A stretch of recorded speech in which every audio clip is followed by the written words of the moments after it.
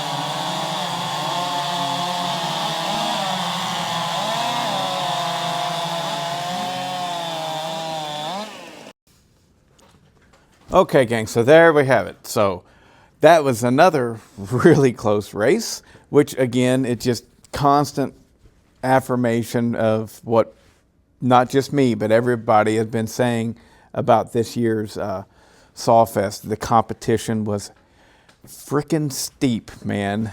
And then, let's see, I'm worried about this. Let me button this. That'll work, won't it? Yes, it will. There you go. What we see again in the top three is Sean Carr. He builds a fantastic saw, and he's a good competitor. He's also a solid dude, you know, a little bit of a nerd, but aren't we all? I mean, we're all sitting around freaking nerding out over chainsaws. I mean, I got a chance to get to know Sean a little bit, and I feel privileged by that. You know, it was really nice. You know, we sat around the campfire, we talked about motorcycles and just all kinds of, you know, dude shit. And it was pretty cool getting to know him and getting to know that his passions with engines and stuff have taken him all over the place. He's done a lot of cool stuff. But also in the top three, again, we see Matt House. And Matt House, I can't sing his praises high enough. I freaking love that guy. He builds a really good saw. He's a really cool dude, really laid back. And I just like him. I'm drawn to him. You know, he's got a great personality. I like him. And then rounding it off is soon to be my neighbor, right? Close by anyways. He lives pretty close in Pennsylvania. So I guess it's only about 30 minutes away. So Nate Blakesley. I got to know Blake, I got to know Nate first at Sawfest last year, I believe. And then at Chardon, at the Chardon race, he was there and we hung out a good bit. And for some reason, I smacked him on the ass. Well, we were just all standing around talking about something, and it was like a good job or kind of thing, you know? And I still feel stupid about that. I'm not in high school anymore playing football or any basketball or anything like that. Why I decided to do it, no idea.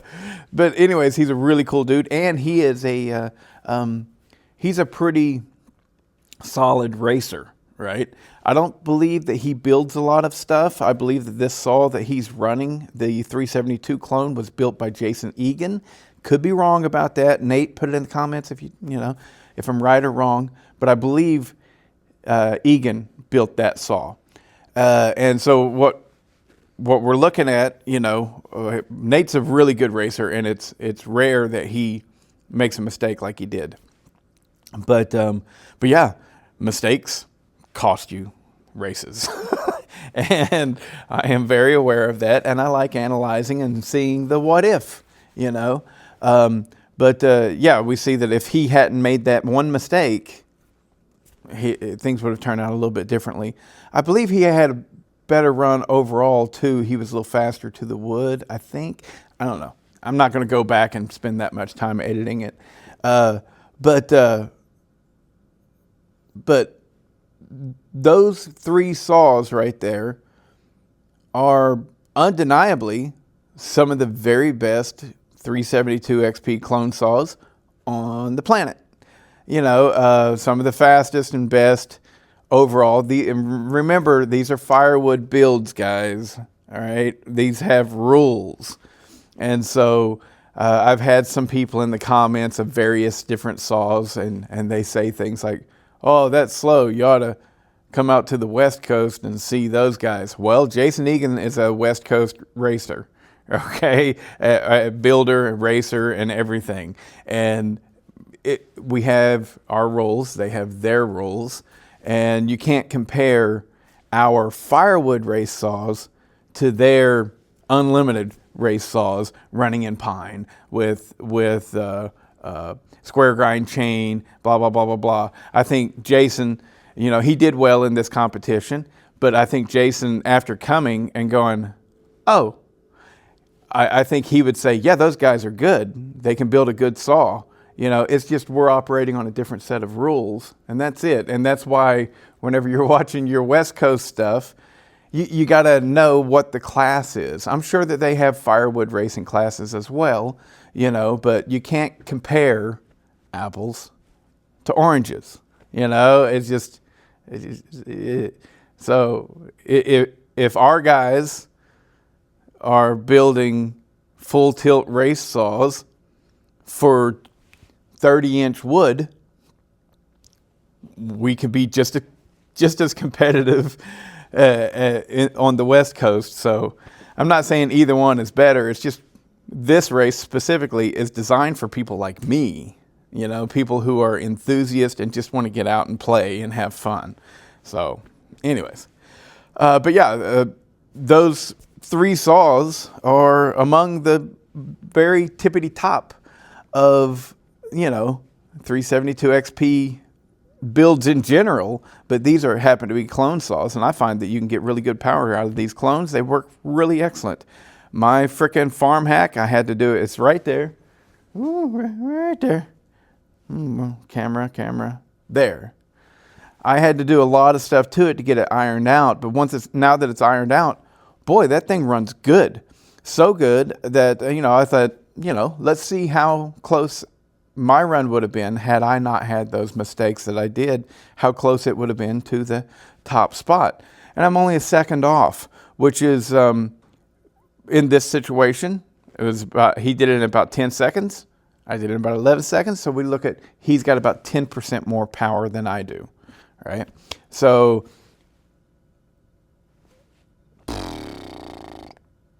I did not dyno that saw. I did not dyno it. So I can't tell you the dyno numbers on it. But anyways, dyno numbers compared to timed runs, actually I hear matches up pretty closely. So like if his was 10% faster than mine and his made 10 horsepower, it's likely that mine made 9. So they're pretty close. See what I'm saying? Anyways, 10% is 10%. And anyways, I really wanted to see, you know, I was still considerably behind Sean, but Sean, if you're in the game, if you know, you know. Sean is definitely one of the top tier builders, and he has the capabilities to do all the work necessary to build a tippity top racer. Okay, so that's really excellent. I feel honored that I'm close to that guy. Probably never catch him, and that's fine. I don't need to. You know, I mean, I don't need to. There's a lot of things I could say. I could joke around about, you know, stuff, but it would all just be joking, and I don't want anybody to take any of it seriously. But maybe someday I will be that good at porting a chainsaw, but I don't need to be.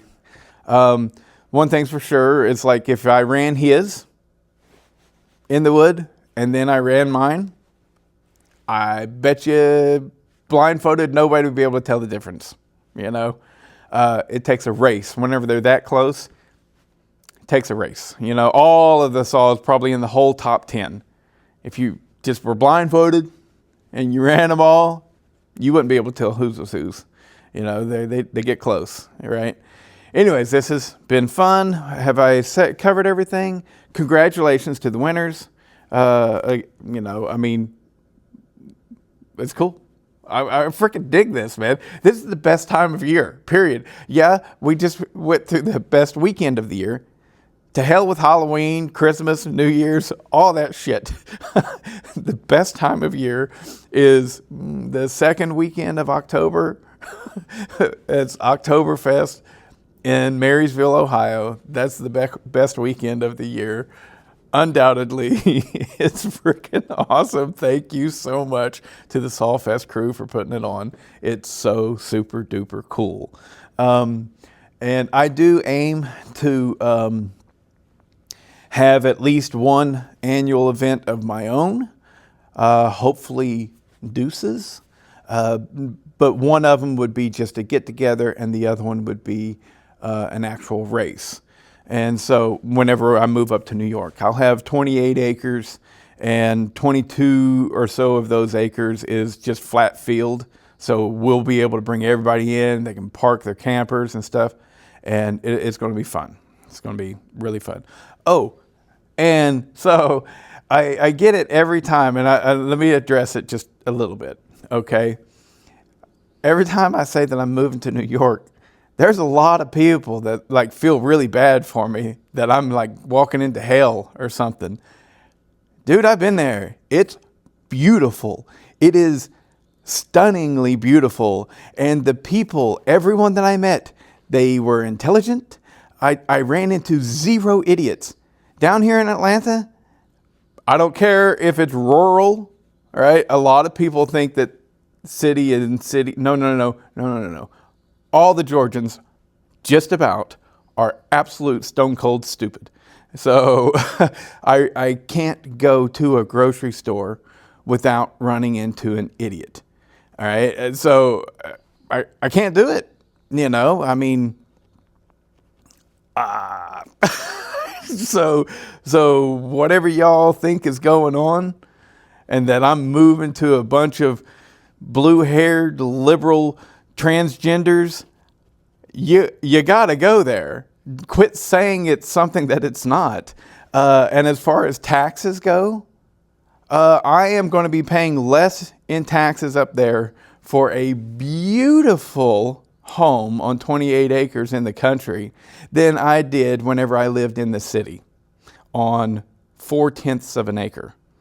So whenever I lived in the city, we were paying, it was between $10,000 and $13,000 a year in taxes.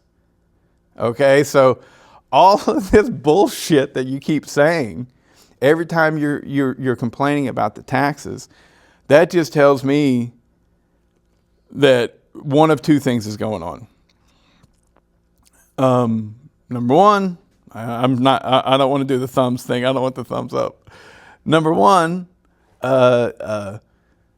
it's possible that you've never been to a lot of places. I have lived in multiple places in Georgia, Texas, and Nevada. And yeah, that's all of the places while I was an adult and would have had to pay taxes and that kind of thing. And yeah, New York is a little bit more expensive, but not that much. I'm getting a home and property that if I was to purchase it down here would cost 175% more, all right, than what I'm paying up there. Basically, so this is a better way to look at it. If I had the same property here in my area currently and the property in New York, I'm paying 75% less to own the property in New York. That pays for a lot of taxes, y'all. that pays for a lot of taxes. That's like somebody going, "Oh, what are you doing with that old truck? That thing gets really shitty gas mileage. What's it get?" I go, "Well, I get about 12 miles to the gallon." "Oh, I get 22 miles to the gallon in my brand new truck." "Yeah, but your brand new truck cost $85,000, dumbass. You know, I paid $3,500 for my old truck." See what I'm saying? So people that are talking about the tax issue clearly aren't seeing the big picture, because the house and the property is cheap as a mother trucker. I mean, dirt cheap compared to what I would pay for it here.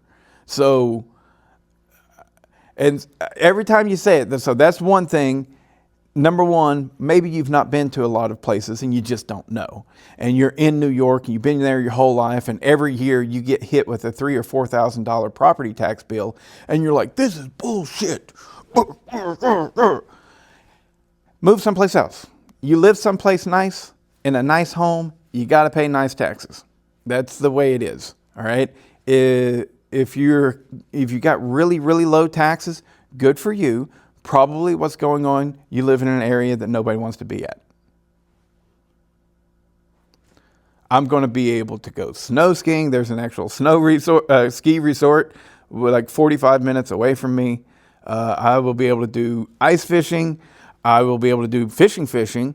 There are concert venues and comedy venues, and there are things in that area that I get to do. So it's a nice area. And you know how you know it's a nice area? Because in the summer, there's a lot of tourists.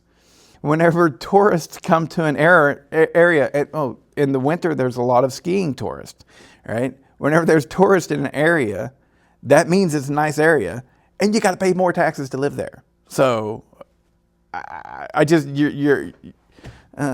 think that what's going on is either you just don't know, or you're just completely broke and you can't pay for the taxes, and it's crippling you. And I'm sorry about that. I'm sorry. I'm sorry. I wish everybody had more money to go around, but the people who have money don't want to share it in this country. So how much money does Jeff Bezos need? How much money does shithead need? The Tesla guy, Musk. How much money does he need? My God. Billions and billions and billions, and they won't stop, and they're doing everything they can to stop paying taxes. It's like, if they would share the wealth just a little bit, we'd all have more. Probably going to get slammed in the comments with, come on. Anyways, the New York area that I'm going to is effing paradise. And every time one of you guys say, that's a shithole, I'm like, clearly you ain't never been there. I mean, and all the people, I know that there's this big fear, liberal New York. Let me ask you something. Do I seem like a liberal? I mean, look at me. Do I look like a liberal? I mean, am I killing babies? What? No, I'm a normal dude. Chill out, relax. I'm somewhere in the middle for sure, but not everybody who votes differently from you is evil. People just need to chill the fuck out. New York is a bunch of dudes like me. And, some of them vote Republican and others vote Democrat. And even still, others vote independent. You can be a normal, average human. Here in the South, I find that it's very difficult to be a normal, average human because you have polar opposites. And I'm left right there in the middle going, what you're saying stupid as hell. No, that didn't happen. And what you're saying is, I'm sorry. You wish you were born a girl, but you weren't. I'm just like, I'm right here. And I think that's a lot of the country is, but the media just tries to drive us further and further apart. And it's just like, just chill the fuck out. New York's awesome. And I can't wait to live there.